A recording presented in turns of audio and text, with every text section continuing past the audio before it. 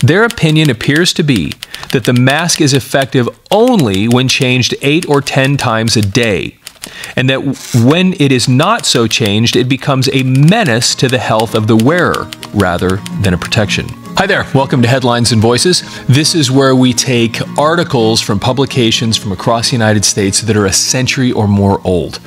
And some of these things are absolutely fascinating, and the thing that I have for you right now is too. And I'm not reading this particular article because it's controversial, although today it probably will be.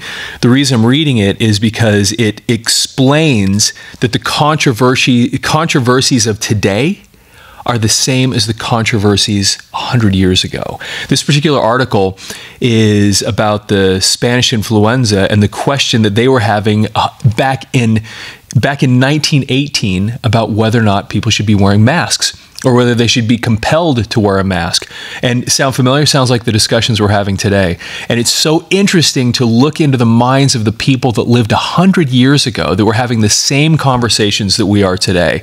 And so I thought you'd find this interesting, if nothing else. I love this kind of stuff. So, by the way, if you like this video, please put a like on the video, and of course follow our channel, and make comments below, not necessarily just about this topic, although you could. The comments could be just about other things you'd like us to research that we could also play on this channel that are United States history, different periods, a century or more ago that you might be interested in learning about that we could look up.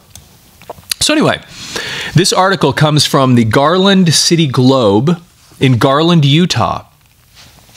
And it's from November 28th, 1918. And the article is called "The Wearing of the Mask."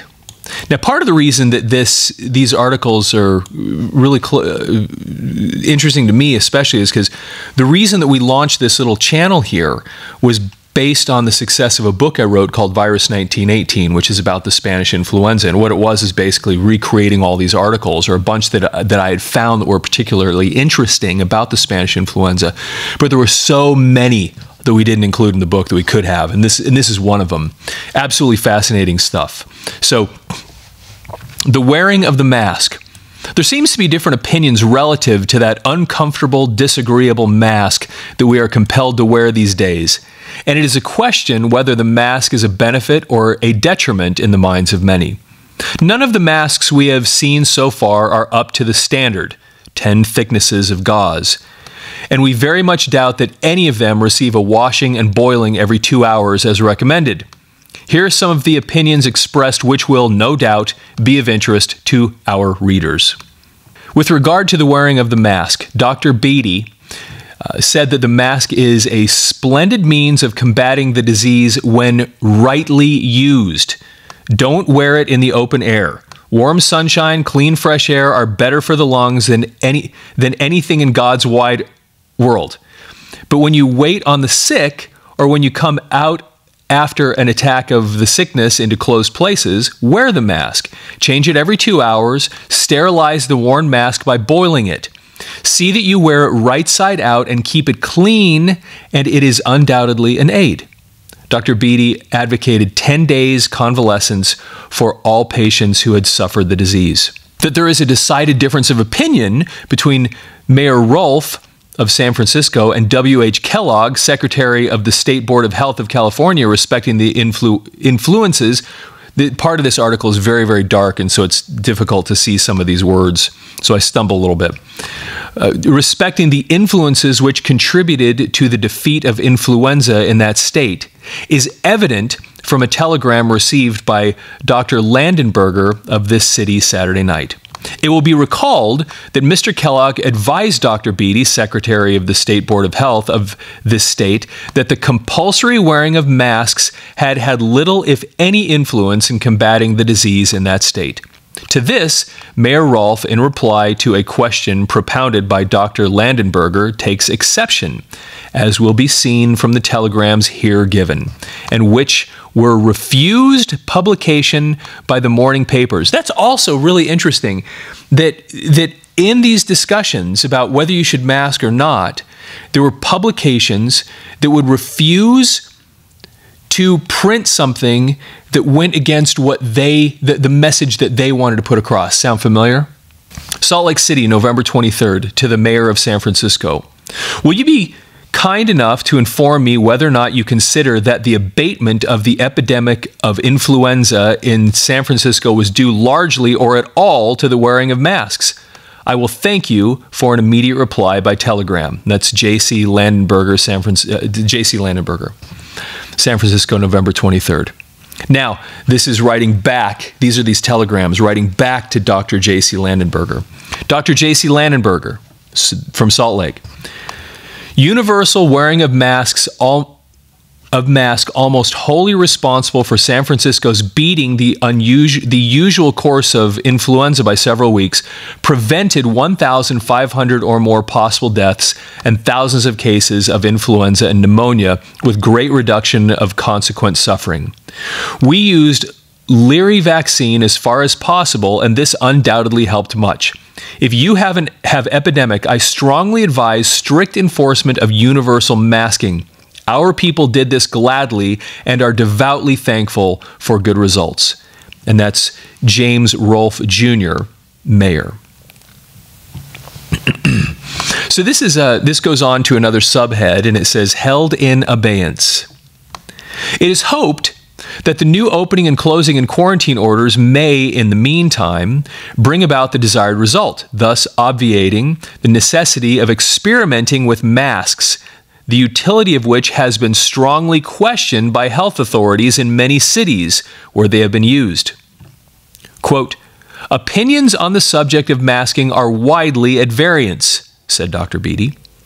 And first-hand information coming to me through Drs. W.H. Harrison and Clarence E. Edwards of the United States Public Health Service lead me to think that while the mask can profitably be used in the sick room, its general use in public is not advisable. Now we come down to another subhead, which is Doctors' Work Praised.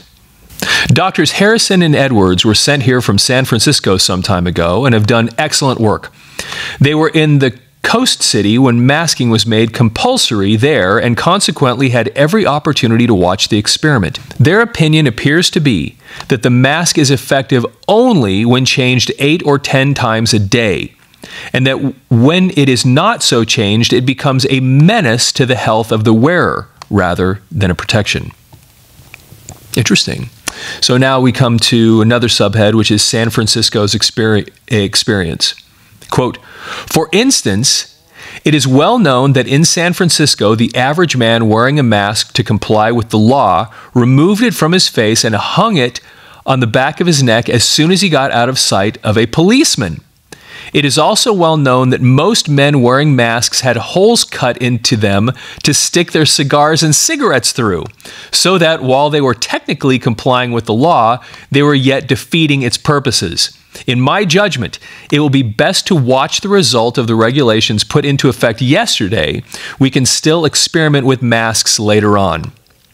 That the influenza epidemic is far from being under control in Salt Lake became evident last night when the daily report of the City Health Office disclosed the fact that 213 new cases of the malady had been reported during the day.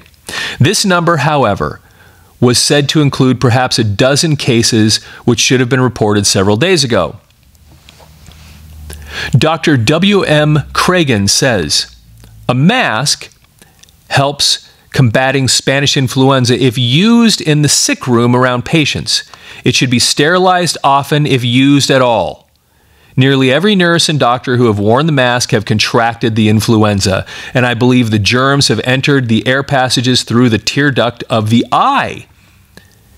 Then why not screen the eyes, if used at all? In the fresh air, the mask is a detriment to both well and sick, as sunshine and pure air keeps us well and kills the germs. Anyway, that's the end of the article. Isn't that interesting? That, once again, there's this controversy over whether or not it does any good or not.